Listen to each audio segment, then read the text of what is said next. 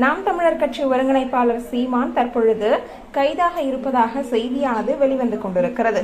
நீதிமன்றத்தில் அவர் மீது ஒரு வழக்கு தொடுக்கப்பட்டிருப்பதாகவும் ஒரு செய்தி வெளிவந்து கொண்டிருக்கிறது. என்ன செய்தி என்று பார்த்தால், கலைஞர் பற்றி அவதூறு, சீமான் மீது புகார் என்ற ஒரு தலைப்பில் முன்னாள் முதலமைச்சர் கருணாநிதி பற்றி அவதூறாக பேசியதாக நாம் தமிழர் கட்சி ஒருங்கிணைப்பாளர் சீமான் மீது புகார் தெரிவிக்கப்பட்டுள்ளது. சென்னை காவல் ஆணையர் அலுவலகத்தில் சீமான் மீது உயர்நீதிமன்ற வழக்கறிஞர் நடராஜன் புகார் அளித்தார் என்ற ஒரு செய்திதான் தற்பொழுது சமூக வலைதளங்களில் மிக வேகமாக பரவி வருகிறது.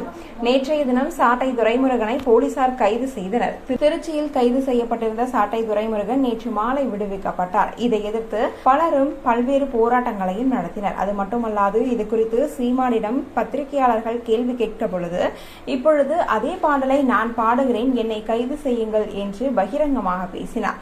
இதற்காக தான் தற்பொழுது வழக்கானது தொடுக்கப்பட்டிருக்கிறது என்ற ஒரு செய்தியும் வெளிவந்துள்ளது.